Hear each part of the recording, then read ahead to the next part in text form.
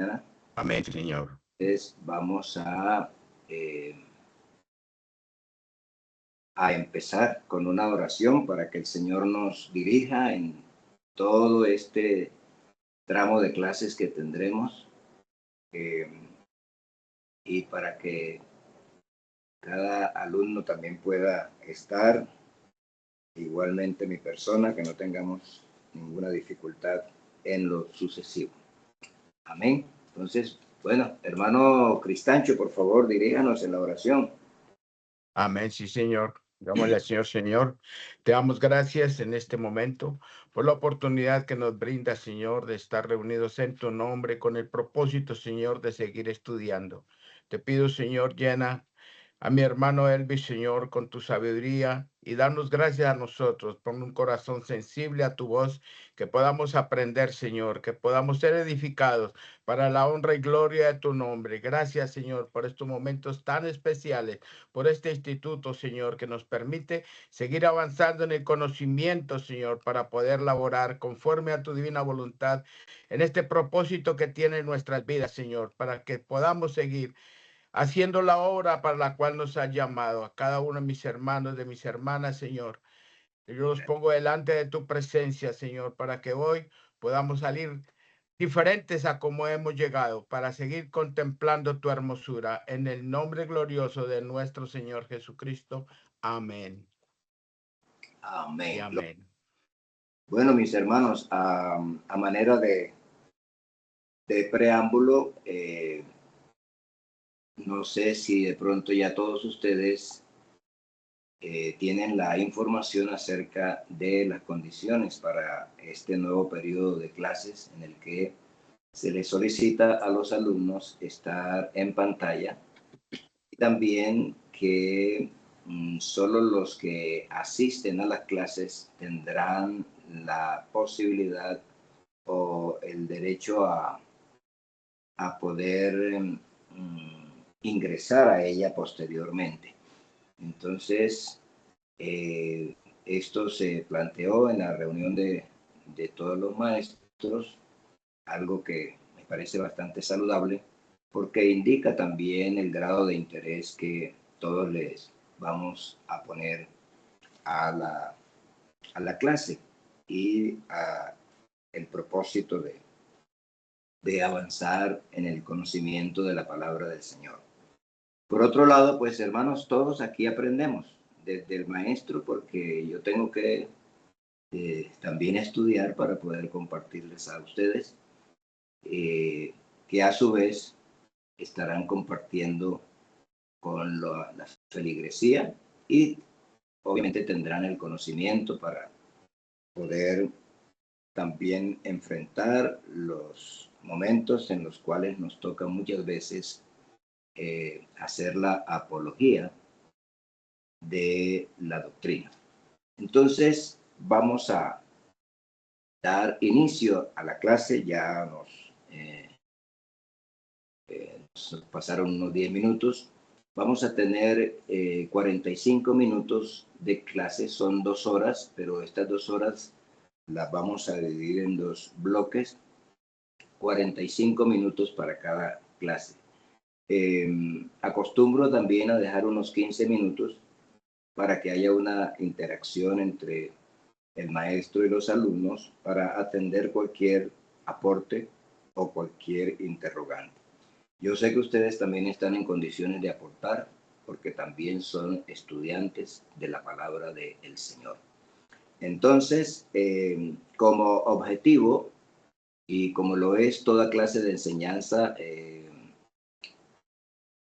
toda instrucción o toda enseñanza se transmite con un objetivo, así como toda acción es la respuesta a un pensamiento. Primero se piensa para después actuar. O como diríamos que toda acción está en busca de una reacción. Y esperamos que la reacción después del contenido de esta clase sea de mucho beneficio para todos los que participamos en ella.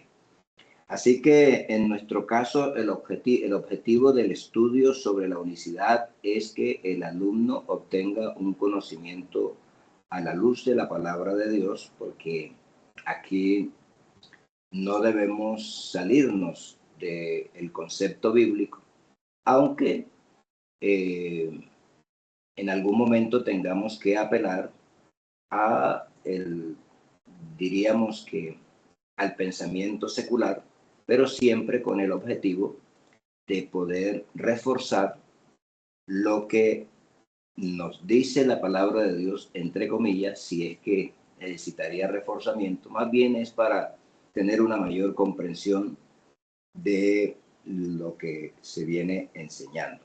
Entonces, la idea es que tengamos suficientes argumentos a través de la palabra para que con claridad podamos encontrar, en este caso de la clase, la existencia de el único Dios. Entonces, a manera de introducción, yo quisiera plantearles una pregunta a todos ustedes. ¿Cómo definiría usted el estudio bíblico desde el punto de vista teológico? Escuche bien la pregunta. ¿Cómo definiría usted el estudio bíblico desde el punto de vista teológico? Tengo aquí 3 opciones para que ustedes las puedan examinar. Es el estudio de Dios. O sea, ¿cómo definiría usted el estudio bíblico desde el punto de vista teológico? ¿Cuál sería ese propósito? Porque es el estudio de Dios, porque es el estudio sobre Dios o porque es el estudio sobre las revelaciones de Dios.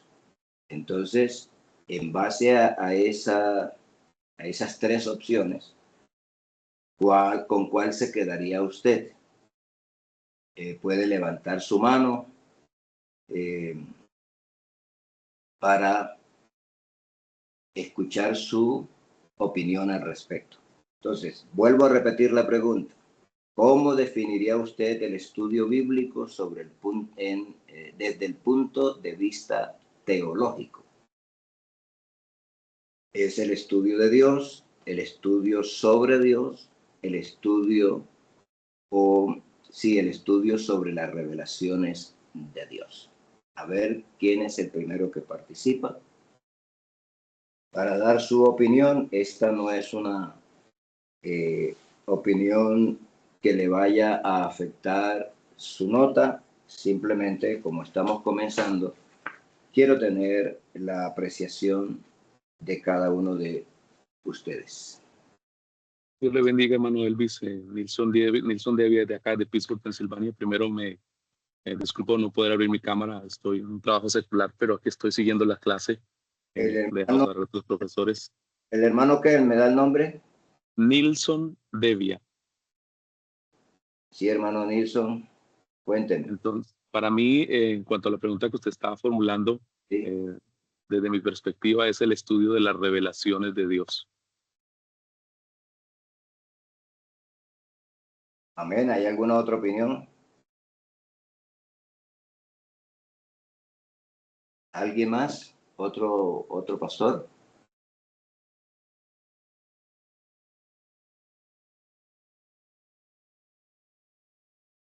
Amén. Dios le bendiga, hermano Elvis, hermano Josué Parra aquí.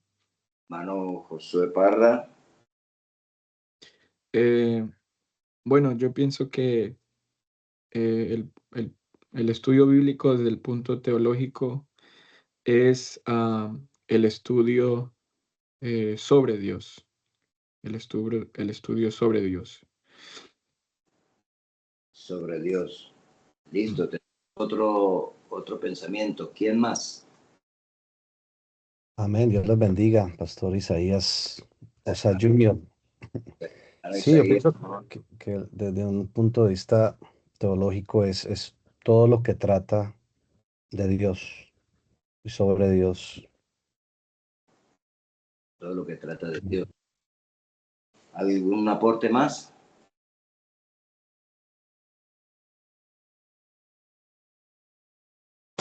Uno más. Amén, bendiciones, Pastor Elvis. Hermanos, bendiciones. Amén. Pienso que este es el estudio sobre las revelaciones de Dios. Revelaciones de Dios. Listo, entonces ahora vamos a mirar unos textos de la palabra del Señor para que cada uno pueda sacar las conclusiones, la conclusión acertada. Romanos capítulo 11, verso 33. Ábralo, por favor, el que primero lo tenga lo puede leer. Yo lo tengo aquí, pero quiero que usted interactúe conmigo para tenerlo alerta. Romanos capítulo 11, versos 33, 34 y 35. ¿Qué nos dice? A ver, hermana Brenda, por favor. Hermana Brenda Estrada. Romanos 11, 33 al 35. Amén, pastor. Dice, oh profundidad de las riquezas, de la sabiduría y de la ciencia de Dios, cuán insondables son sus juicios e inescrutables sus caminos. Porque ¿quién entendió la mente del Señor? ¿O quién fue su consejero? ¿O quién le dio a él primero para que le fuese recompensado? Amén. Bueno, aquí tenemos una escritura. Y termina diciendo, porque de Él y por Él y para Él son todas las cosas, a Él sea la gloria por los siglos. Amén. Entonces, definitivamente, si solamente tuviéramos este texto, aunque existen muchos otros, aquí podemos concluir que en realidad a Dios no se le puede estudiar. A Dios no se le puede estudiar. La respuesta, por tanto, más acertada es que nosotros estamos aquí para considerar las revelaciones de Dios. Las revelaciones de Dios. Porque el Señor nos revela su palabra y, como también dice la Escritura, gota a gota, Él nos va dando el entendimiento y la sabiduría. Y esa es una de las razones por la que siempre nosotros como pastores estamos enseñando y como creyentes también estamos aprendiendo. Sencillamente porque nunca lo sabremos todo acerca de Dios. No se puede considerar que, como ya yo me leí la Biblia 1, 2, 3 veces o 4 veces, pues yo conozco a Dios. No, porque Dios tiene un trato muy personalizado y, como aquí dice la Escritura, profundidades de la riqueza de la sabiduría de Dios y de la ciencia de Dios, del saber de Dios, que es insondables. Cuán insondables son sus juicios e inescrutables sus caminos.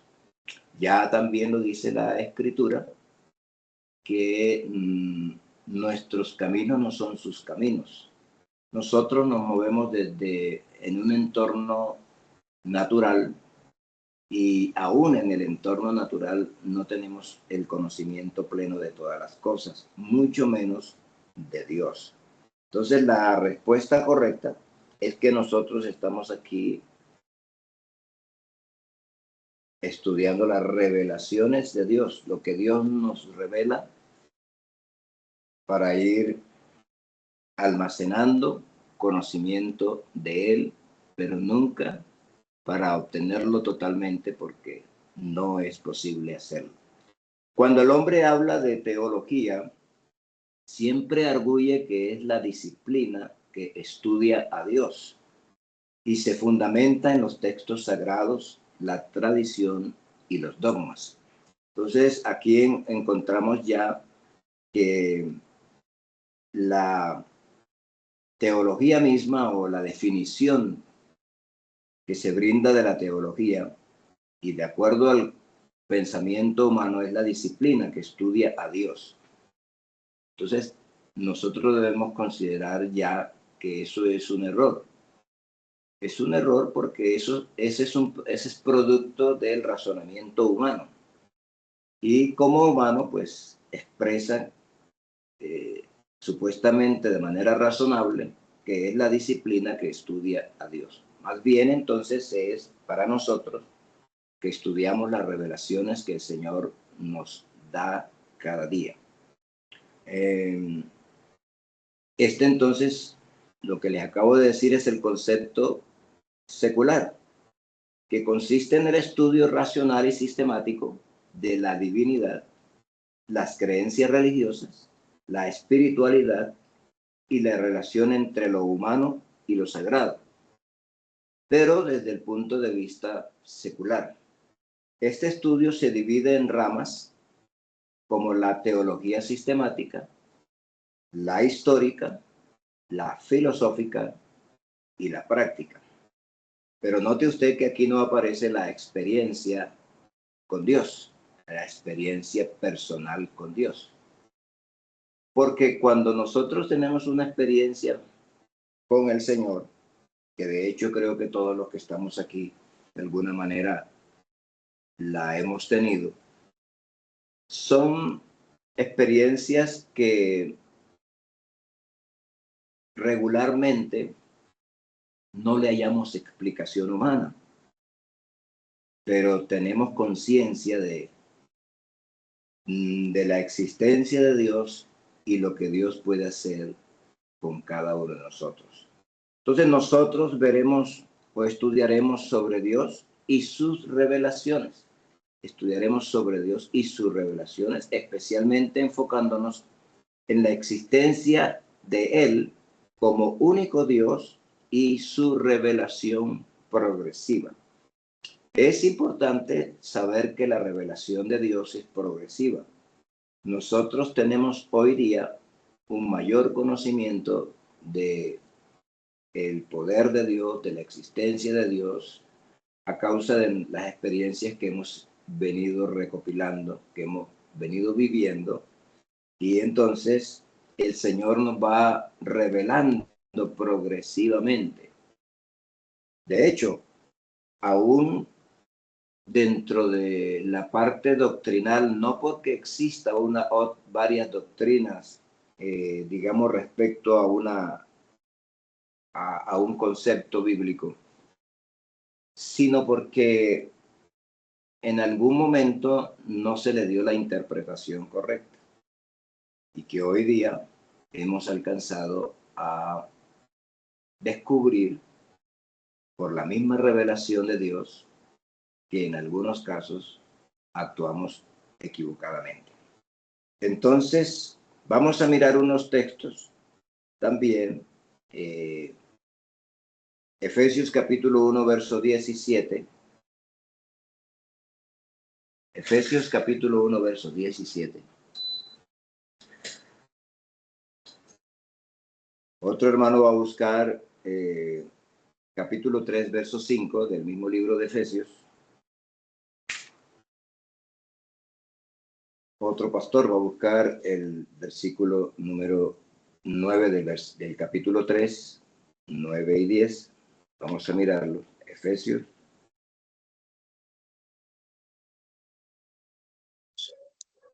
Y el que encuentre va encontrando primero, pues puede ir participando. Amén, hermano. Dios les bendiga. Yo tengo Efesios capítulo 1, 17, dice así: para que el Dios de nuestro Señor Jesucristo, el Padre de gloria, os dé espíritu de sabiduría y de revelación en el conocimiento de Él. Note usted que aquí encontramos ya como una primicia nuestro Dios, nuestro Señor Jesucristo, el Padre de gloria, os dé espíritu de sabiduría y de revelación en el conocimiento de Él. Así que la revelación viene de parte del Señor. Dios mismo nos da la revelación. Y ninguno está exento, ningún cristiano, ni sobre todo ningún pastor de tener revelaciones de parte del Señor. Pasamos con el capítulo 3, verso 5. Amén, Amén. misionero. ¿Sí? Amén. Efesios 3:5 dice, misterio que en otras generaciones no se dio a conocer a los hijos de los hombres, como ahora es revelado a sus santos apóstoles y profetas por el Espíritu. Aquí hallamos entonces la consistencia acerca de la revelación progresiva, es decir, que como lo acaba de decir la Escritura, misterio que en otras generaciones no se dio a conocer. Nosotros hoy tenemos el privilegio de tener este conocimiento del Señor. Dice, como ahora es revelado a sus santos apóstoles y profetas por el Espíritu. Entonces, el portador de la profecía hoy día es el pastor. No hay profetas como tales o como lo vemos establecidos en el Antiguo Testamento, pero la profecía sí existe. Y porque tenemos la palabra profética más segura. Así que cada vez que usted predica la palabra del Señor, está exponiendo profecía. Entonces, con el capítulo 3, verso número 9. Amén, gloria al Señor. Efesios 3:9 dice, y de aclarar a todos cuál sea la dispensación del misterio escondido desde los siglos en Dios, que creó todas las cosas. Y el verso 10 dice, para que la multiforme sabiduría de Dios sea ahora dada a conocer por medio de la iglesia a los principados y potestades en los lugares celestiales. Amén. Para que la multiforme sabiduría de Dios, esto quiere decir las muchas formas en las que el Señor nos hace saber acerca de Él mismo. Y que luego dice, y ahora dada a conocer por medio de la iglesia, usted y yo somos iglesia, a los principados y potestados en los lugares celestiales. Seguimos con Romanos 16:25. Romanos 16:25. ¿Alguien más? Y otro va a buscar Primera de Corintios 4:1. Romanos 16:25 dice, y al que puede confirmaros según mi evangelio y la predicación de Jesucristo, según la revelación del misterio que se ha mantenido oculto desde tiempos eternos. Amén. Bueno, creo que básicamente, si dejamos ahí, encontramos varios sustentos, varias evidencias bíblicas acerca de que en realidad nosotros vemos una revelación progresiva de parte del Señor. Eso, de pronto a manera de especulación, yo diría que es saludable y conveniente y quizás en la mente del Señor también estuvo considerado, contemplado, y es el que nosotros necesitamos cada día de Él. Necesitamos conocer más de Él, que nunca podremos decir lo conozco todo, lo sé todo, porque el hombre entonces se enaltecería vanamente. Bueno, también tenemos 1 Corintios 4:1. Dice la palabra del Señor, así pues tengamos los hombres por servidores de Cristo y administradores de los misterios de Dios. Administradores de los misterios de Dios. Nosotros sabemos que un misterio no es que no pueda ser revelado, sino que un misterio está tapado hasta que se revela. Está oculto. Es como cuando usted usted le llega una carta, la tiene en sus manos, no ha abierto el sobre, para usted es un misterio el contenido. Pero una vez que lo abre, entonces va a descubrir, va a saber qué es lo que hay escrito en esa misiva. Así que es prácticamente lo que nos está diciendo. Así pues, téngannos los hombres por servidores de Cristo y administradores de los misterios de Dios. Esto tiene mucho que ver con los servidores y en el caso especial con los pastores, porque si usted nota el subtítulo del capítulo número 3 dice colaboradores de Dios. Y está hablando entonces a los predicadores, a los colaboradores, a los servidores de Dios.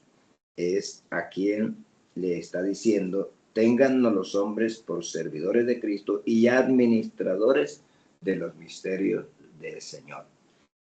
Esa es una de las cosas que es relevante y es el valor que nosotros como ministros y las esposas de los pastores debemos considerar y agradecer a Dios el alto honor y privilegio que nos concede, de que seamos nosotros los portadores de las revelaciones de parte de Dios para su pueblo. Bueno, seguimos con Colosenses capítulo 2, verso 2. Colosenses 2, 2 y luego por último, primera de Timoteo 3, 16, que ya lo conocemos todos. Colosenses 2, 2. Amén. Para que sean consolados sus corazones, unidos en amor, hasta alcanzar todas las riquezas de pleno entendimiento, a fin de conocer el misterio de Dios, el Padre y de Cristo. Amén. Entonces, ahí una vez más nos habla la Escritura. Dice, unidos en amor hasta alcanzar todas las riquezas de pleno entendimiento. Es decir, todas las riquezas que esté a nuestro alcance entender, a fin de conocer el misterio de Dios, el Padre y de Jesucristo. Que es una de las cosas que trae mucha confusión en el caso de los trinitarios, por ejemplo, que no pueden discernir, no pueden, digamos, comprender el misterio de Dios el Padre y de Cristo. Ahora nos vamos, por último, a primera de Timoteo 3, 16, que yo creo que todos lo conocen. Amén. Escritura, a ver. E indiscutiblemente grande es el misterio de la piedad. Dios fue manifestado en carne, justificado en el Espíritu, visto de los ángeles, predicado a los gentiles, creído en el mundo, recibido arriba en gloria. Bueno, aquí encontramos que dice, e indiscutiblemente grande es el misterio de la piedad. Ahora bien, es un misterio develado porque luego dice, Dios fue manifestado en carne, que naturalmente es una de las de los puntales de nuestra doctrina de la unicidad. Dios fue manifestado en carne, es decir, de que Jesucristo es Dios. Y eso se nos ha revelado porque la Escritura también lo dice, que es una revelación. El poder saber que el Dios invisible se hizo visible y estuvo humanamente en medio de los hombres y sigue estando en medio de nosotros, espiritualmente hablando. Entonces, si hay algún punto que usted necesite alguna claridad o que quiera alguna ampliación sobre lo que hemos visto, que no es mucho, ¿qué le queda a usted como conclusión? ¿Qué conclusión saca de lo que hasta ahora hemos visto? Alguien que con una palabra puede definir, con dos palabras, ¿con qué se queda hasta el momento? Amén, misionero. Bueno, pues yo creo que pues sí se nos va revelando más su palabra hacia nosotros a través de la enseñanza, a través de la Escritura. Bueno, amén. Es lo que yo puedo. Amén, amén. ¿Alguien más?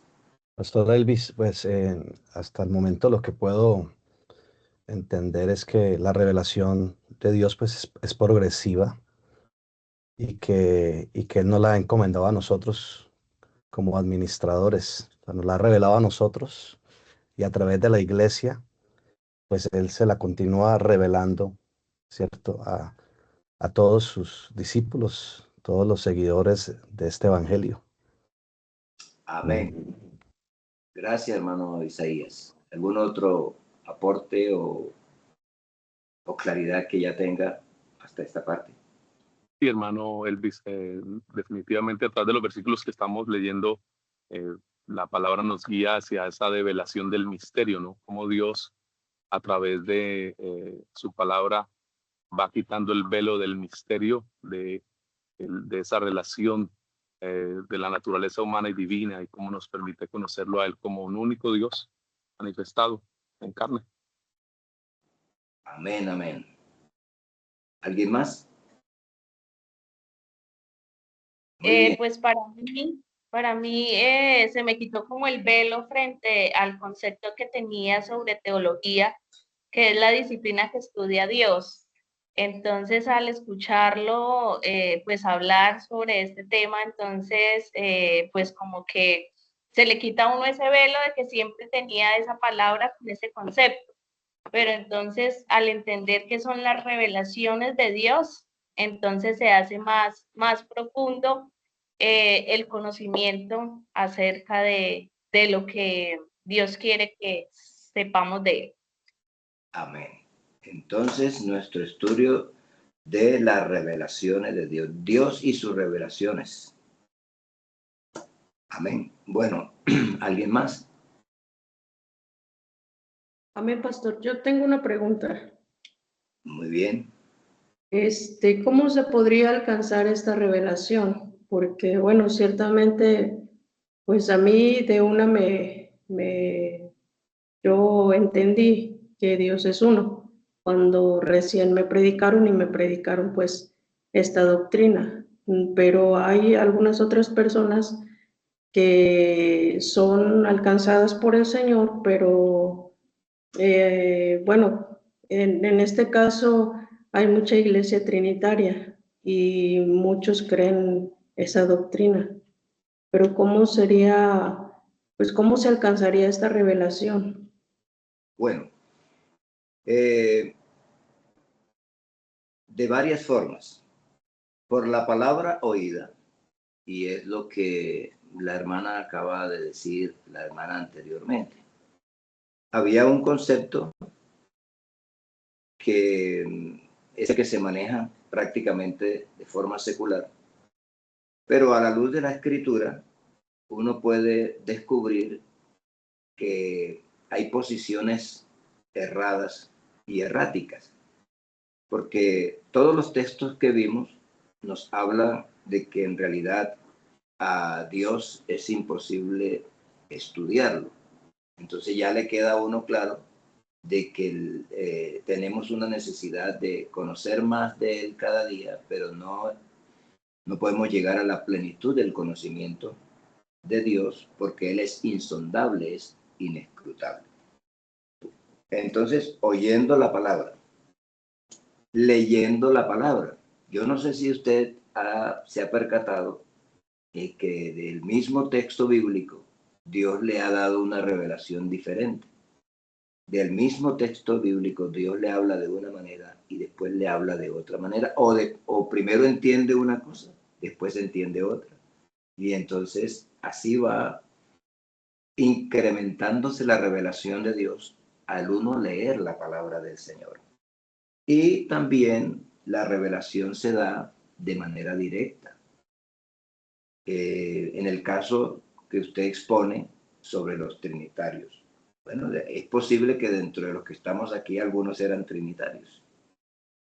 Tenían una fe distinta. Hasta que Dios de manera directa, o por la palabra de Dios, por la enseñanza, tuvo la revelación del nombre, porque la Biblia nos habla de una revelación. Entonces se puede hacer, como le digo, por la palabra oída, por la palabra leída, o aunque usted la lee, la está oyendo, pero vamos a hacer esa diferencia. por oír la palabra, por leer la palabra y de manera directa, porque el Señor puede tratar. Eso es algo que no puede ver en la ciencia o la disciplina teológica. Porque la disciplina teológica, todo es en base al razonamiento, pero hay cosas que para nosotros no son razonables, pero son verdad. Y es el trato que Dios tiene con cada individuo, con cada persona. Bueno, seguimos adelante. Si hay algún otro aporte, interrogante, o con qué se queda usted de este primer bloque. ¿Todo bien?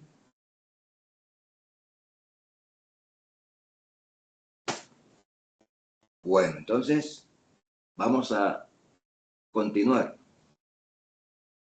Ahora vamos a hablar sobre teorías sobre Dios.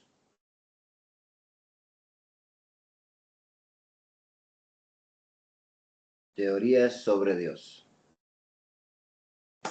Entonces, en el mundo de los humanos existen numerosas teorías sobre Dios. Usted habla con personas y unas tienen un concepto de Dios, sus propias teorías.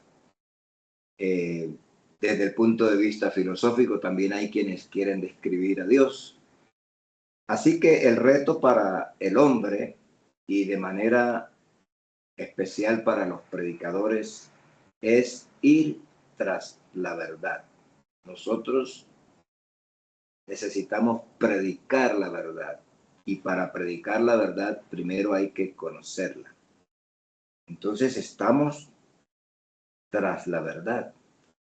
Eso es un punto importante a la luz de las Escrituras, porque cojea tanto la mentira que la verdad la alcanza, dice por ahí un refrán.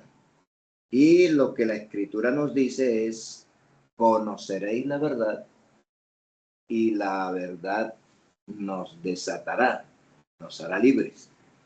Usted va a encontrar o se va a encontrar con muchas contradicciones como pastores, como predicadores. Todos hemos tenido esa experiencia, nos encontramos con muchos contradictores.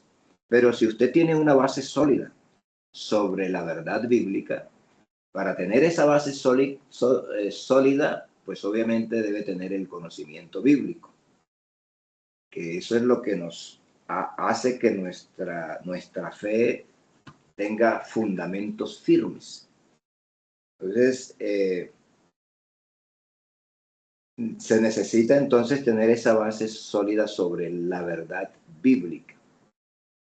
Porque cuando eso ocurre, el creyente, y mucho menos el pastor, claudicará jamás. El contrario, la persona contradictora terminará descubriendo esa verdad, no porque usted tenga el poder del convencimiento. A veces cometemos el error de decir lo convencí. Entonces, cuando nosotros decimos lo convencí, le está dando poder a su palabra y le está restando poder a la palabra de Dios. Porque quien convence de pecado, por ejemplo, es el Espíritu Santo. Es el que da convicción. Obviamente, nosotros como instrumentos somos usados por el Señor para transmitir esa palabra que lleva poder. Porque la palabra de Dios es viva, es eficaz, cortante, más que espada de dos filos, dice la Escritura. De modo pues que no es que nosotros tengamos ese poder de convencimiento para que la gente se convierta, sino porque usa bien la palabra de verdad. Y como el usar bien la palabra de verdad lleva consigo vitalidad, y esa palabra que es espíritu, pues entonces produce el efecto. Leamos Segunda de Timoteo, capítulo número 2, verso 15. Segunda de Timoteo 2, 15. Mire lo que la Escritura dice. Procura con diligencia presentarte a Dios aprobado, como obrero que no tiene de qué avergonzarse, que usa bien la palabra de verdad. Que usa bien la palabra de verdad. Hermano, cuando uno usa bien la palabra, ella produce un efecto. No porque usted lo único que está haciendo es usarla bien, pero el resultado a la predicación del evangelio es por efecto de la palabra que viene de Dios, de parte de Dios. Y es una palabra viva. Cuando nosotros predicamos, estamos compartiendo vida por la palabra de Dios. Tenga eso presente. Esto no es para uno sentirse orgulloso, sino agradecido con el Señor. Que usted le dice al Señor, úsame, Señor. El mismo apóstol Pablo pide oración para que cuando él hable con el poder de la palabra, con la unción del Espíritu Santo. Y ese debe ser nuestra búsqueda permanente. Porque nuestro propósito como pastores no es llenar lugares como ocurre en nuestro tiempo contemporáneo, para entretener a las personas, sino para que haya convicción de la existencia de Dios, del poder de Dios, de las promesas de Dios y la salvación de nuestras almas. Entonces, eso se da si nosotros trazamos bien la palabra del Señor. Entonces, ahí tiene ese texto. Procura con diligencia, estamos hablando con pastores, con esposas de pastores, presentarte a Dios aprobado como obrero que no tiene de qué avergonzarse. Mire usted que esto es algo que repercute en nuestra posición delante de Dios, como obrero que no tiene de qué avergonzarse, que usa bien la palabra de verdad. Bueno, para lograr la verdad es indispensable hacer a un lado nuestros propios conceptos. Es una lucha constante que nosotros tenemos en nuestro interior, porque uno de pronto ha crecido bajo la dirección, inducción universitaria, por ejemplo, de la filosofía, los que han tenido la posibilidad o tienen la posibilidad de ir a la universidad, y obviamente los maestros son personas estudiadas, pero sin experiencia de Dios, y tienen conocimientos seculares razonables, pero como le dije hace un momento, no todo lo razonable es de parte de Dios, aunque todo lo de Dios es razonable. Y entonces se crea un concepto, y un concepto que lo venimos trayendo y trayendo y trayendo. Y esos conceptos no solamente siempre son de carácter espiritual, pero también conceptos que se forman en la conducta de la persona por lo que ha visto y lo que ha vivido humanamente. Entonces, por ponerle un ejemplo, hablando en términos de vida secular, voy a poner mi propio, para no afectar a ninguno.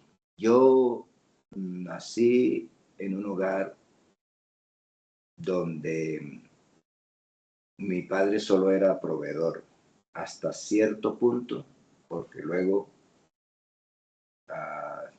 dejó a mi mamá, que era su esposa, después de 20 años. Y hay hogares así que de pronto han tenido 1, 2, 3 divorcios. Tienen un hijo, una hija que va a la iglesia, se convierte al Señor. Pero batalla con eso porque se casa y como tuvo esa vivencia, cuando se le genera un problema, lo primero que piensa es que la solución es el divorcio porque es lo que vio hacer. Y entonces eso se va replicando y se va multiplicando en las generaciones, precisamente porque es una conducta repetitiva. Pero cuando uno llega al Señor, y en realidad si Dios ha cambiado nuestra vida, que ha cambiado nuestra manera de pensar, pues eso tiene que quedar bloqueado enseguida. Eso es algo que no... Y no es que esté hablando mal, digamos, esté en contra de que hay circunstancias en las que es irremediable que de pronto exista una separación, un divorcio. Pero cuando eso se convierte en una conducta repetitiva es porque hay una influencia de historia, si hay antecedentes que le favorecen tomar ese tipo de decisiones. Entonces, es lo que también ocurre con relación al conocimiento del Señor. Para lograr entonces la verdad es indispensable hacer a un lado nuestros propios conceptos y dar lugar a salir del contexto natural para darle paso a lo sobrenatural, que es otro de los aspectos que afectan directa o indirectamente al creyente, al cristiano. Yo no sé, seguramente que usted lo ha vivido porque yo lo he vivido. Uno le pide al Señor en algún momento de encrucijada que no tiene respuesta, que no hay salida, que no ve por ninguna parte. Pero le pide a Dios. Y el Señor le abre una puerta que usted nunca se imaginó. Y entonces uno mismo se queda admirado. Se admira de lo que Dios puede hacer, porque es aceptar que nosotros vivimos en una dimensión distinta, diferente a la que vive el mundo secular. Entonces, hay que pasar de lo natural, donde las cosas son diametralmente opuestas, porque esta es una dimensión que se puede conocer y que se puede vivir en ella. Eso no lo puede explicar el mundo natural. Eso no lo puede explicar el maestro secular. Eso lo puede explicar usted porque ha tenido la experiencia con Dios. Porque ha visto los resultados. Hay gente que dice ser, digamos, atea, porque obviamente ha bloqueado el conocer a Dios, el conocer de Dios. Ha bloqueado en él la posibilidad de la existencia de Dios. Y entonces, claro, no tiene ninguna experiencia con Dios, porque no deja que Él entre. Recordemos que el Señor toca la puerta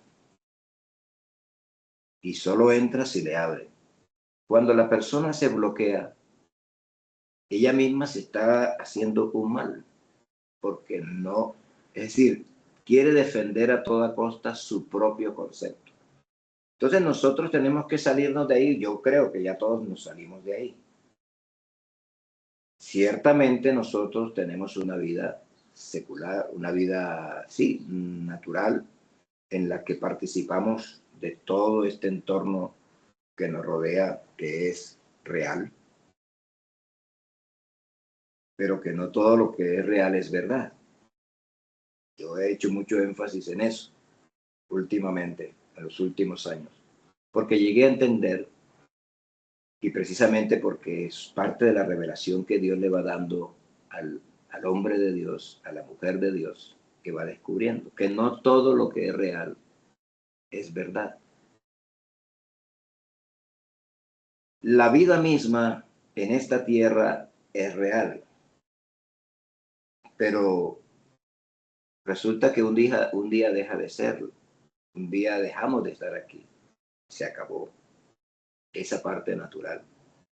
Pero nosotros sí tenemos el conocimiento de la verdad, y la verdad es que más allá, la Biblia dice que Él nos guiará aún más allá de la muerte.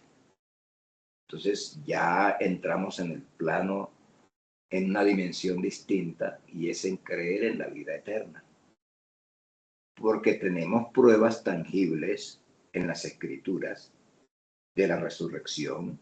Tenemos pruebas indiscutibles, dice la Escritura, de la resurrección de Jesucristo y del poder que Él demostró durante su ministerio terrenal, resucitando los muertos, para que nosotros creyéramos que en realidad Él tiene la autoridad y el poder, cuando Él dice, yo soy la resurrección y la vida. Muy bien, entonces, hermanos, para ir incursionando en el tema es saber que Dios no es un hombre. Dios no es un hombre. Primero, Dios no es un hombre. Por tanto, las expresiones que definen al hombre corpóreo no pueden definir al Dios invisible. Por tanto, esas expresiones no pueden interpretarse literalmente. Esto es un apunte indispensable.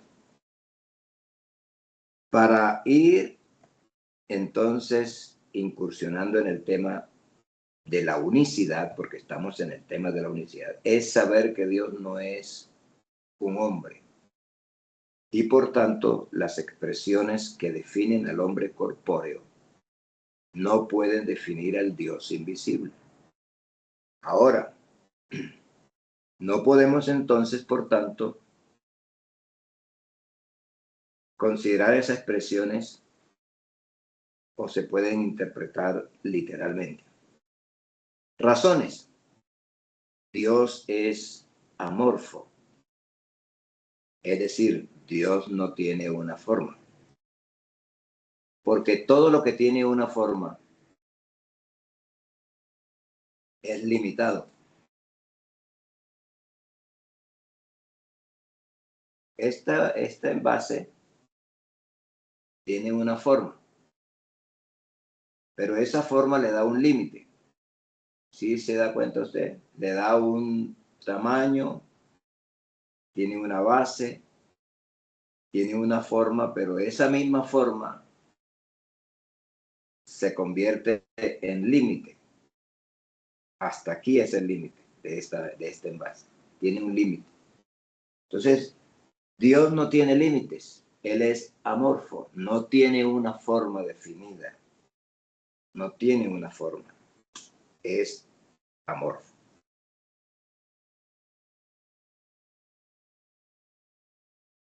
Dios es inmaterial.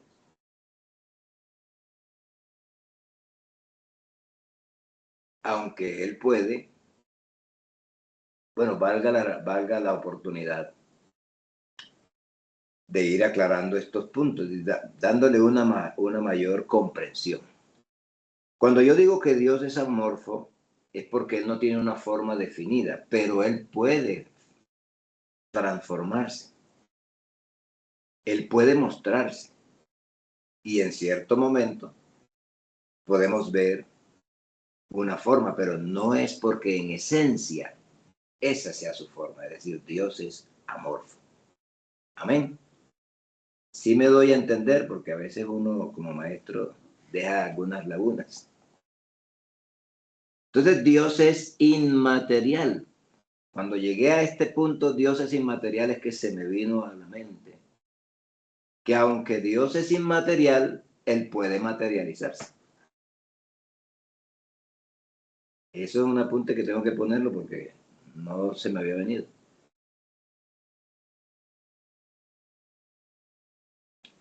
Entonces, Dios es inmaterial, pero puede materializarse. Por eso es Dios. Porque Él puede hacer a su voluntad lo que Él quiere. Otro apunte, Dios es atemporal. Es decir, que Él va más allá del tiempo. Imagínense, si Él creó el tiempo, no puede estar sujeto al tiempo. El creador no puede estar sujeto a la criatura, sino que la criatura está sujeto al Creador. Entonces, Dios es atemporal, va más allá del tiempo, no se rige por las leyes del tiempo. A ver, si yo le diría a ustedes, deme un texto bíblico que se refiera más o menos así al tiempo, que defina que realmente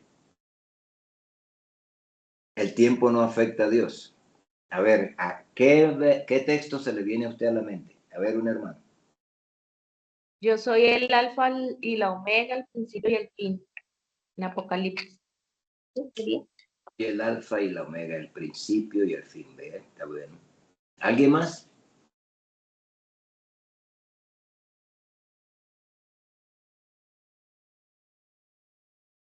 Hermano Elvis, hermano Josué Parra aquí. De pronto el versículo, no sé, que dice que para Dios 1000 años son como un día y un día como 1000 años, no sé si esa fue la pregunta. Para Dios, un día es como 1000 años. Ahora mire usted, examinemos ese texto. Para Dios un día es como 1000 años. Oiga bien, pero no es 1000 años, es como 1000 años. O sea que para Dios puede ser como 2000, como 3000, o como 900, o como 500. Para Dios un día es como, no es 1000 años, es como 1000 años. Es decir, esa es una manera de exponer precisamente que que Dios no está sujeto al tiempo. Él lo puede alargar, lo puede estirar, es como un caucho. Lo puede estirar, lo puede encoger, no tiene, porque luego dice, y 1000 años como un día. No es un día, que puede ser un día para él. Entonces el tiempo, nosotros somos los que estamos sometidos al tiempo. Y el tiempo es hecho, o fue hecho, por causa del ser humano.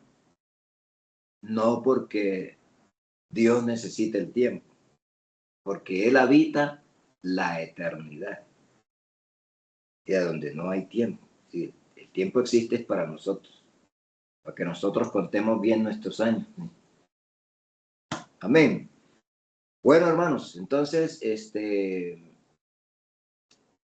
va a haber 15 minutos y volvemos. ¿Le parece bien? ¿O seguimos y salimos antes? Amén. Bueno, listo pues. Entonces, no se vaya de la cámara o la puede cerrar mientras vamos estos 15 minutos. 5, 10. Para mí serían las 11:20.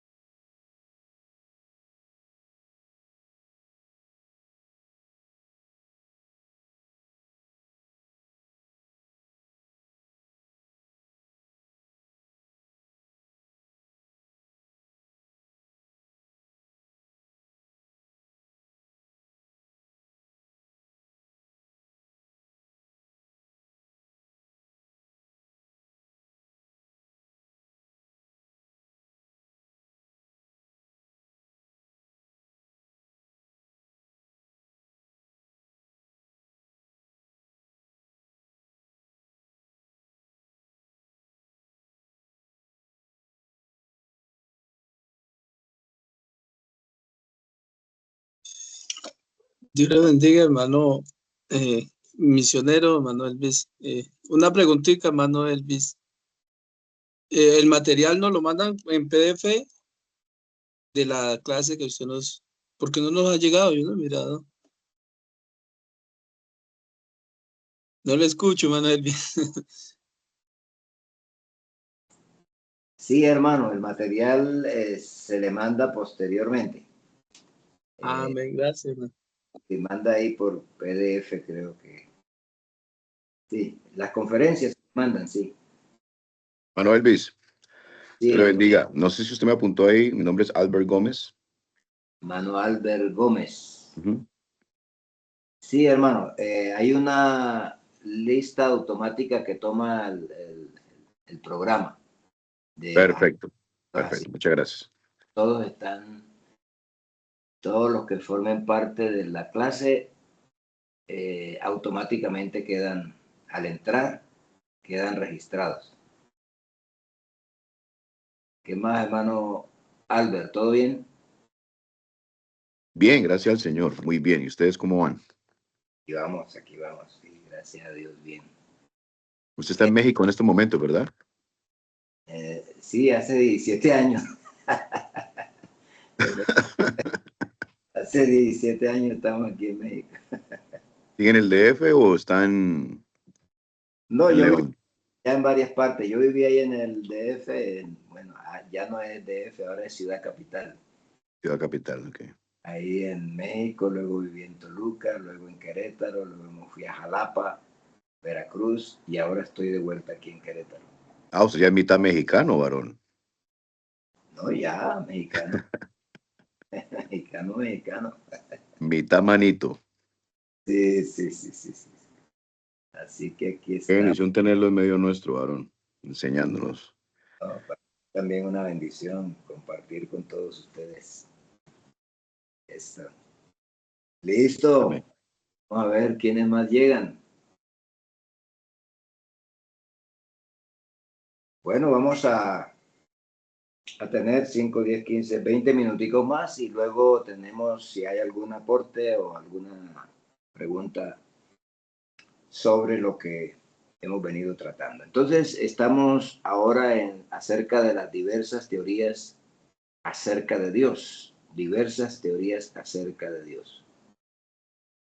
O conceptos, porque también se pueden, secularmente se maneja la palabra con concepto. La verdad es que el hombre a través del tiempo nunca ha podido escapar a la idea de la existencia de Dios. No importa lo organizado o primitivo que sea su pueblo, es decir, no tiene nada que ver con que sea una potencia o con que no sea una potencia, porque esto tiene mucho que ver es con el ser en sí, con la persona en sí. Y cada persona, de alguna manera, tiene una idea de la existencia de Dios, aún los que se dicen ser ateos, porque los que se dicen ser ateos es que en su concepto llegan a la conclusión de que no hay Dios después de haberlo creído. Entonces, existen básicamente dos conceptos, aunque la doctrina bíblica que es más que un concepto, porque un concepto es el producto del pensamiento humano. Cuando se emite un concepto es porque uno piensa y dice, ve, yo me inclino por esto, este es mi concepto. Entonces es un concepto humano. Pero la doctrina bíblica es más que un concepto, es la verdad. Entonces, los conceptos de las diferentes escuelas sobre Dios es lo que tendríamos que mirar en esta clase. Y existe el concepto y obviamente que un concepto puede tomar relevancia porque se ajusta a la palabra de Dios y ya deja de ser un concepto para ser una realidad, una verdad. Por ejemplo, el teísmo, que es uno de las teorías que vamos a contemplar aquí, el teísmo. El teísmo es la creencia en el Dios creador, que es un ser supremo, creador del mundo, es sustentador del mundo. Viene del griego teos, Dios. Esto es una creencia con mayor porcentaje en el mundo. Esta es la creencia de mayor porcentaje en el mundo, es decir, el teísmo, la existencia de un Dios todopoderoso, Dios creador. Y para que ustedes se haga una idea de la magnitud, se considera que el 71% de la población mundial cree en Dios. El 71% de la población mundial cree en Dios. Y como yo estoy en México, le voy a dar el dato de México. El 86% de la población de México cree en Dios. Hablando ya de un estado, de un país. Pero a nivel global, a nivel universal, el 71% cree en Dios. Ahora, la situación está en que ese 71% que cree en Dios, creen de diferentes maneras en Dios. Creen de diferentes maneras en Dios, pero creen en Dios. Entonces,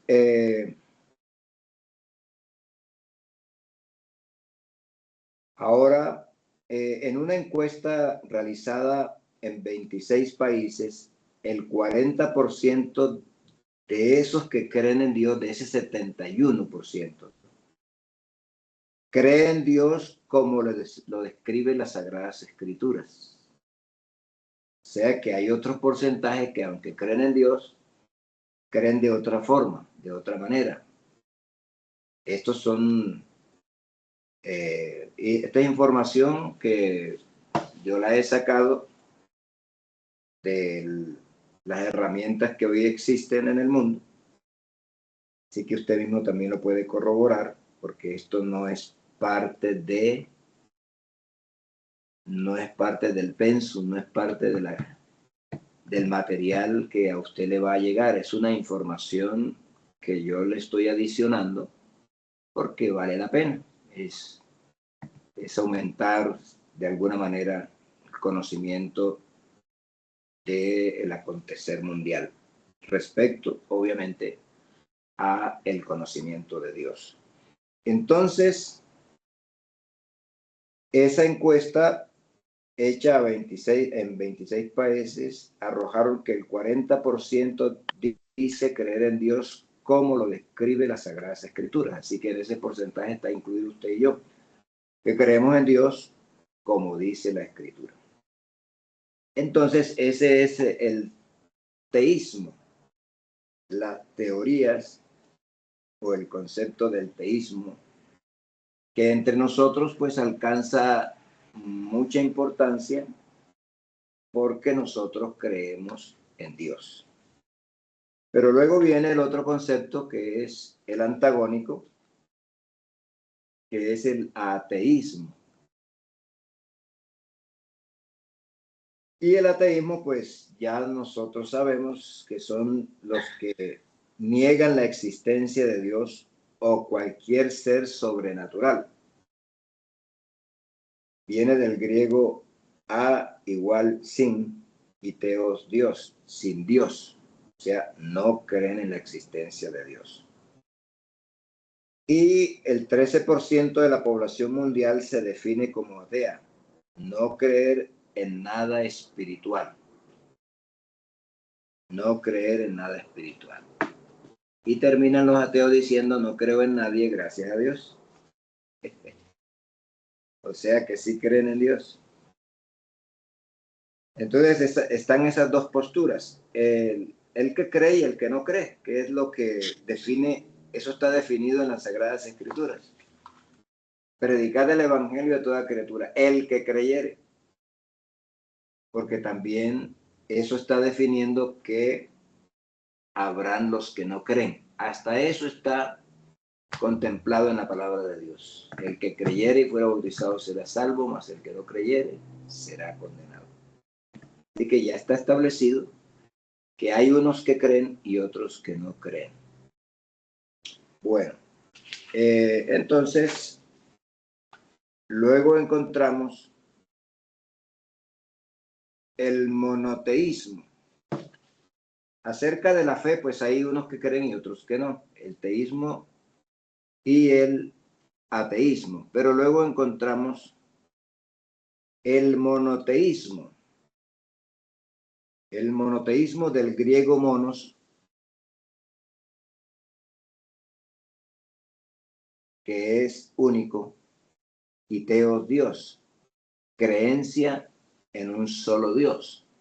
Entonces ahí ya vamos hilando un poquito. El monoteísmo surge de la experiencia y revelación de Dios al pueblo hebreo, cuyo líder principal fue Moisés. Eso es lo que nos dice la Escritura. Aunque desde el Génesis se deja ver la existencia de un solo Dios. Vamos a ir examinando. Bueno, vamos a mirar Deuteronomio 6:4, texto por demás, pero necesario verlo. Oye Israel, Jehová nuestro Dios, Jehová uno es. Pues ahí está definido el monoteísmo, es decir, la revelación. Entre otras cosas,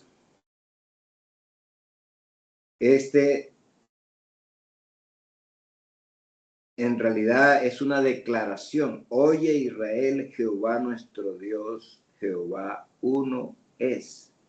Vayamos a 52, Isaías 52:6. Isaías 52:6.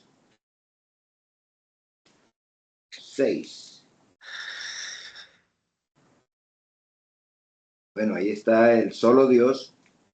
Por tanto, mi pueblo sabrá mi nombre por esta causa en aquel día, porque yo mismo que hablo he aquí, estaré presente. Bueno, ese es un tema que lo tendremos en cuenta, un tema no, unos textos que lo tendremos en cuenta más adelante, porque llegará el momento en que hay que mirar que ese Dios invisible se hizo visible, como lo dice la Escritura, en Jesucristo.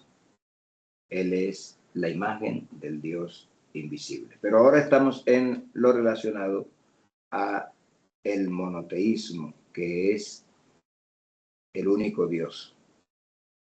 Le decía que desde el Génesis se deja ver la existencia de un solo Dios.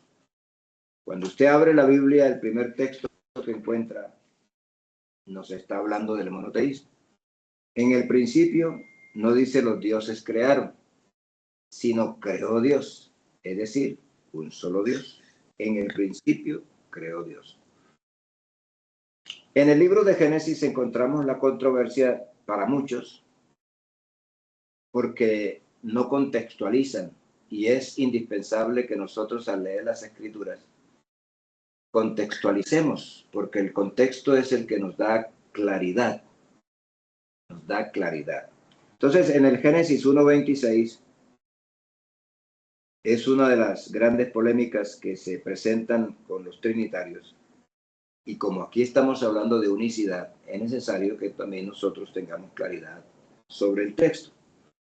Entonces dijo Dios, hagamos al hombre a nuestra imagen, conforme a nuestra semejanza, y señoree en los peces del mar, en las aves de los cielos, en las bestias, en toda la tierra y de todo animal que se arrastra sobre la tierra. Entonces dijo Dios, hagamos. Entonces cuando la Escritura habla, dice hagamos, obviamente es una palabra que se encuentra en plural. Y no siempre lo plural se refiere a varios físicamente o materialmente hablando. Hay varios conceptos y yo no les voy a decir a ustedes, este es, porque lo indispensable es conocer que hay varios conceptos. Yo le puedo decir a usted por cuál me inclino. Porque es que ninguno de las definiciones que le voy a presentar contienen una afirmación de que sean varios, sino todo lo contrario. Hagamos, bueno, piense usted en el entorno natural, cuando usted está solo en casa o está sola y usted está haciendo algo. Y de pronto dice, bueno, ahora hagamos esto. Pero usted está solo. Entonces, no hay más nadie con usted. Está hablando consigo mismo. Hagamos.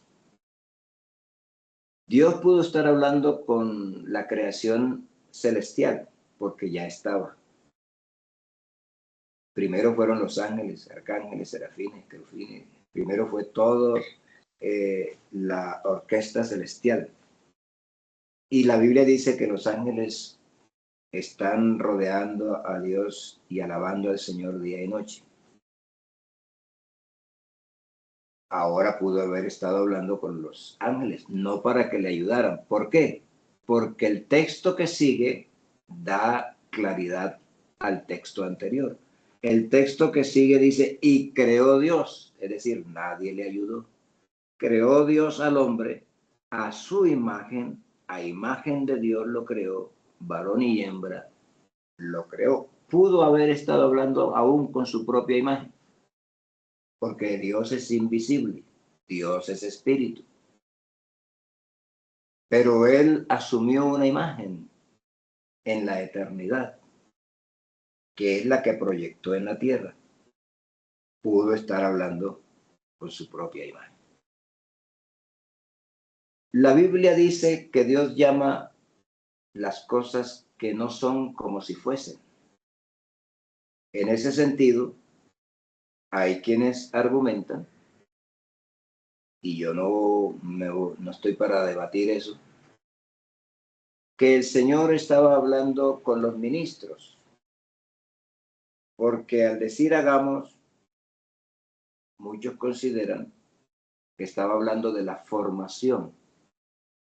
Entonces es donde entra a colaborar el ministro en la formación del creyente. Hagamos al hombre, formemos al hombre.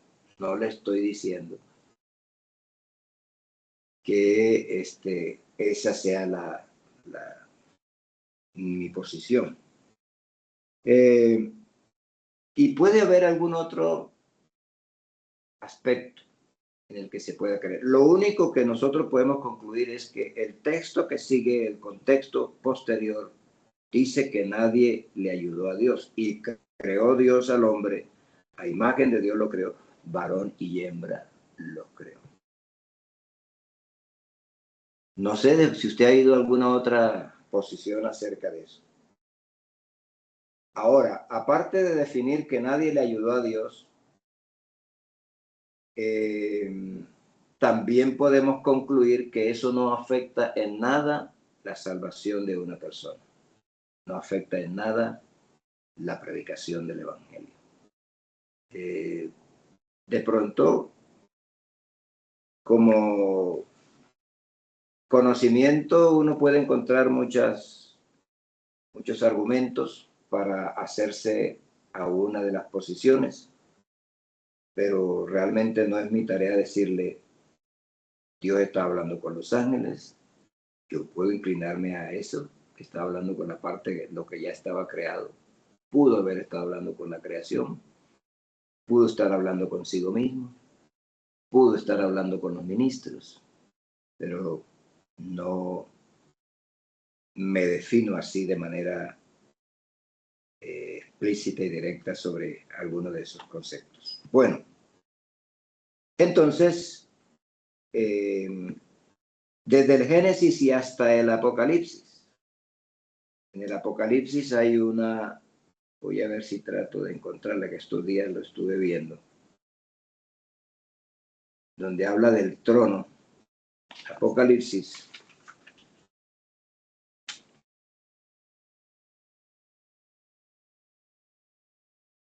Bueno, vamos a mirar capítulo 20 del libro de Apocalipsis, verso número 11, el juicio ante el gran trono blanco.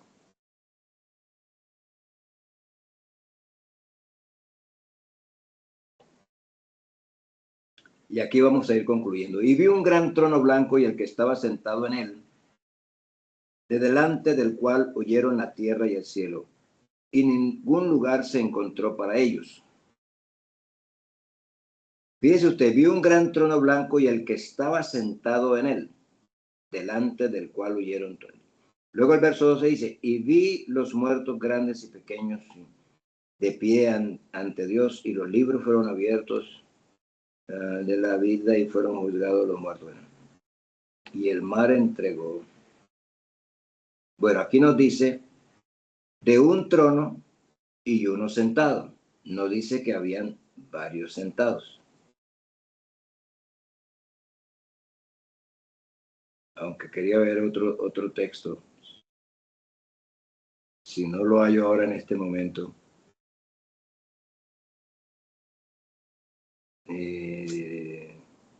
Pero ahí está diciendo claramente. Estoy tratando de encontrar el texto donde dice que el cordero. Aquí en la carta que llegó dice que si no está de acuerdo con la determinación de lo que la elegibilidad para el seguro de su hogar, usted puede presentar una apelación. Debe Hermano, solicitar. póngale mute, por favor, mute. Hermana Judy, cierre el volumen. Ya lo silencié, hermano Elvis. Sí, silencio. 7. Perdón, que estoy aquí en una emergencia, disculpe. No se preocupe, hermano. Bueno, entonces, el todo está en mostrar que desde el Génesis hasta el Apocalipsis encontramos siempre la presentación de un solo Dios. Cuando nosotros ya estemos en el tema de que Jesucristo es Dios, vamos también a entender la unicidad de Dios, porque, por ejemplo, al final dice el Señor Jesucristo, que es el que se le ha presentado a Juan, dice, yo soy el alfa y el omega, el principio y el fin, el primero y el último, no hay más. Y también dice, que aquí vengo pronto y mi galardón conmigo. No dice venimos, sino que es uno el que viene. Y es el Señor Jesucristo. Bueno, voy a tenerle porque ahora se nos iría el tiempo tratando de encontrar donde habla acerca es aquí en Apocalipsis, del Cordero, donde habla de que del trono salió el Cordero. Pero bueno, eso vamos a verlo ya para la próxima clase. Entonces, estamos en el monoteísmo. El monoteísmo se ha dividido en dos grandes ramas. Los que sostienen que Dios es uno, pero compuesto por tres personas divinas. Ese es el concepto que maneja la gran mayoría de las denominaciones trinitarias o las denominaciones trinitarias. Sostienen que Dios es uno, pero compuesto por tres personas divinas, la Trinidad. Lo cual es un error desde la misma presentación, porque ya al decir tres personas, pues ya está reduciendo a Dios a una persona.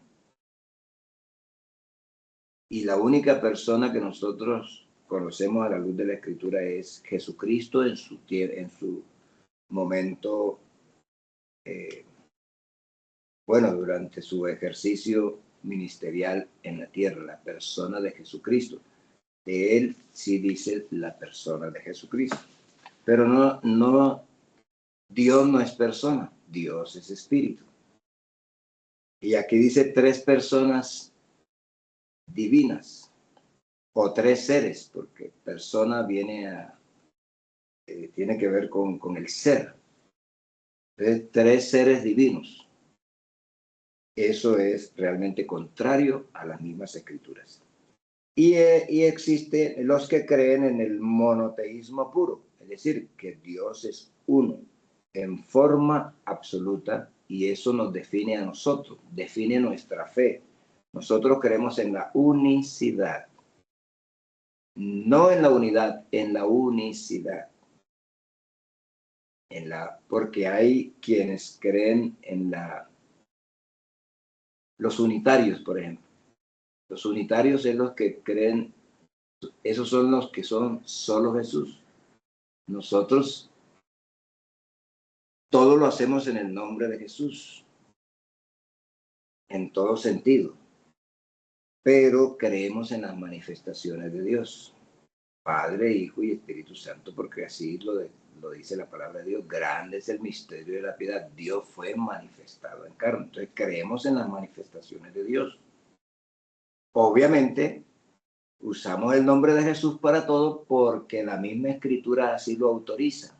Y todo lo que hacéis o todo lo que hagáis, sea de palabra o de hecho, hacedlo todo en el nombre de Jesús.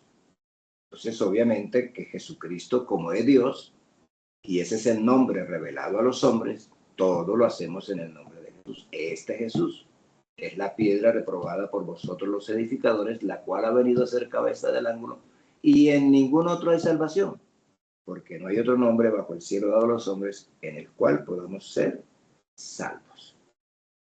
Bueno, entonces, se nos acaba el tiempo y yo quiero dejar este espacio de 10 minutos para que usted,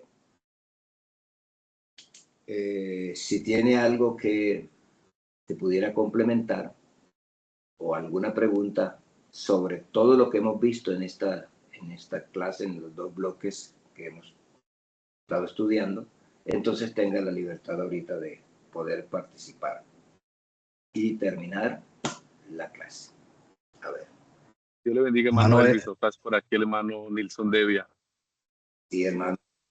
Bueno, hay algo que me llamó mucho la atención y que obviamente yo también soy unicitario, creo en un solo Dios.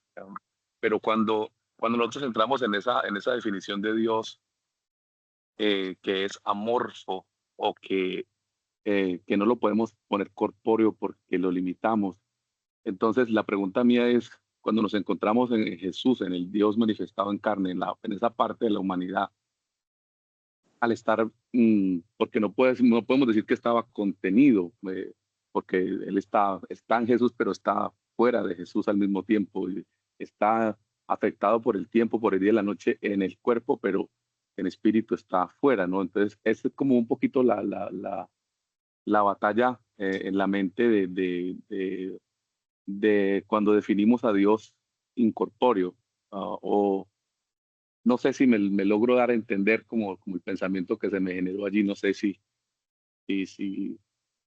logro darme a entender un poco, pero cuando hacemos la definición de Dios, al tenerlo ya manifestado Él en carne, ¿cómo no hay, yo sé que no hay contradicción, pero cómo podemos explicarlo desde esa perspectiva? Simplemente volviendo al concepto de la naturaleza humana o divina, y no terminaríamos hablando como de una dualidad, porque nosotros definimos a Jesús como Dios, manifestado en carne, pero al decir que no es corpóreo, entonces esa parte corporal de Él deja de ser Dios. Es, no sé, una pregunta que me surge allí. No que yo lo crea así, pero me surge al plantearlo desde ese punto de la definición de Dios incorpóreo.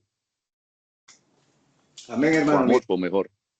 Sí, la Biblia nos habla de que el Señor Jesucristo es la imagen del Dios invisible. Entonces, eso lo podemos definir de manera muy fácil cuando la Escritura dice que estando en la condición de hombre. Estando en la condición de hombre, en esa condición, él se sujetó a todas las limitaciones humanas, siendo Dios. Se sujetó.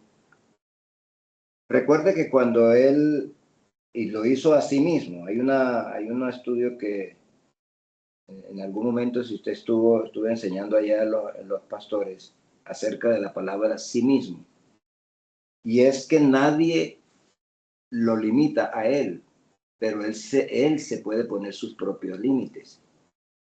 Cuando él ha dicho algo en su palabra, él se somete a eso, aunque lo afecte a sí mismo. Por eso la Escritura dice, a mí nadie me quita mi vida, sino que yo mismo tengo poder para ponerla y tengo poder para volverla a recuperar, para tomarla de nuevo. Entonces, no es que él, digamos, estando en esa condición, él se puso límites, pero no es porque tenga límites. Y al él ponerse límites, se sujeta. Como se sujeta a su propia palabra. Fíjese lo que dice el Señor Jesucristo al pueblo de Israel. Porque yo, Jehová, no cambio. Porque yo, si yo fuera cambiante, yo a ustedes lo hubiera acabado enseguida. Pero como yo no cambio, es decir, él se sujeta a su palabra y al ser en sí mismo. Entonces, lo que hay que entender y que usted mencionó es la doble naturaleza de Dios. La naturaleza humana que tiene que ver con la condición de hombre y la naturaleza divina. Cuando Jesucristo se presenta ante la tumba de Lázaro, él manifiesta su doble naturaleza allí. Se identifica con el ser humano y en esa identidad él lloró ante la tumba. Eso quiere decir que él tenía sentimientos igual que los seres humanos. Él se impuso los sentimientos humanos, porque él se puso en la condición del hombre. Lloró al punto de que los que estaban alrededor dijeron, mirad cómo le amaba o cómo le ama. Pero luego, cómo Dios lo resucita. Entonces, ahí está la doble naturaleza de Dios. La naturaleza humana, la naturaleza divina. Que no le veo ninguna complicación. Porque las manifestaciones son así. Yo soy padre, yo soy hijo, tengo un espíritu, pero yo no soy tres, soy uno solo. Y no solamente uno, hablando de manifestaciones o de condiciones humanas. Soy pastor, soy misionero, soy esposo. En fin, hay muchas, pero eso no nos complica la vida, pero más bien nos facilita el entender la existencia de un solo Dios. Entonces, no sé si por ahí va la respuesta. Sí, hermano, muchas gracias, hermano Elvis. Sí, es solamente, vuelvo digo, no es cuando entra uno a esa definición de, y obviamente yo sé, ¿no? El Dios como el Dios eterno, que no lo podemos definir y que es espíritu y que no le puedo poner una limitación, ¿no? Y ahí es donde nosotros tomamos para decir que cuando hablamos de la diestra de Dios no hablamos de un lugar espacial, sino de su poder, puesto que Dios como espíritu no tiene derecha o izquierda. Entonces sí, creo que por ahí está clara la definición, hermano Elvis. Muchas gracias. Ok, ¿hay alguna otra pregunta? Es decir, que los límites marcados en Dios es porque Él mismo se los pone. ¿Sí? Hermano Elvis, Dios le bendiga.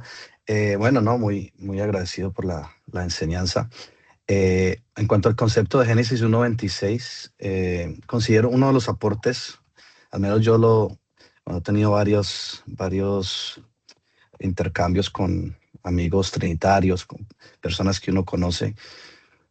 Uno analiza ese texto y uno se da cuenta que pues se puede sacar cualquier conclusión. Si fuera una pluralidad de dioses, pues uno pudiera decir, no, pues yo creo en 5, yo creo en 6, porque ahí no especifica un número, ¿cierto? Entonces, yo creo que ellos hacen un esfuerzo muy exagerado de aislar un versículo, sacarlo del contexto, que en realidad ese pasaje está describiendo la creación como tal, y que su propósito no es definir la esencia de Dios o la naturaleza de Dios, sino que tenemos tantos versículos, tanto en el Antiguo Testamento tenemos todos esos pronombres singulares, ¿cierto? A Dios creando, y siempre es un pronombre singular, siempre habla de uno, Dios, que Dios no hay dos o tres que están creando. Y claramente es un solo Dios. Entonces yo también me inclino hacia la posición de que Dios en ese momento hablaba con su ejército celestial. Esa es la posición que yo he adaptado en ese punto. Y por otro, quería aportar o preguntarle si el versículo que buscaba era Apocalipsis 22:3, donde dice, y no habrá más maldición, y el trono de Dios y del Cordero estará en ella. Y no sé si ese era el versículo que estaba buscando, pero pues quería aportar, esperando que pronto ese sea. Apocalipsis 22:3. Habla del trono de Dios y del Cordero. Amén. Sí. Gracias, hermano. No, eso, gracias, hermano, por su aporte. Eso, sí, aquí no es exactamente esa parte, pero tiene mucho que ver. Ahí lo vamos a tener para la próxima, donde dice que del trono salió el Cordero y vio otro que era el Cordero. Bueno, pero yo les voy a dar la explicación una vez que ya tenga Amén. con precisión el texto, y nos queda ahí para la próxima clase, que ustedes también puedan echarle una leidita. Y aquí compartimos. Bueno, mis hermanos, dígame. Una preguntita más. Usted mencionó un material, ¿cuándo nos va a llegar o por qué medio? Sí, eso se les envía por un PDF, creo, un material escrito que hay. Obviamente el material, la clase no es tan de manera idéntica o sujetas ahí a lo que ustedes van a recibir. Por eso es que es bueno estar en la clase, porque aquí logramos encontrar complementos que favorecen el estudio.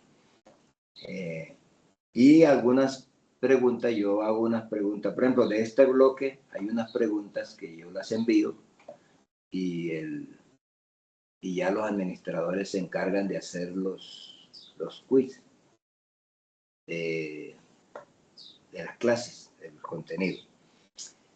Bueno, mis hermanos, entonces cualquier pregunta va a tener que quedar para la próxima, porque se nos agotó el tiempo. Gracias por su asistencia. ¿Sí? ¿Alguien? Dios lo bendiga, muchas gracias. Amén a ustedes, mis hermanos. Gracias a Dios por el día de hoy. Vamos a despedirnos con una oración.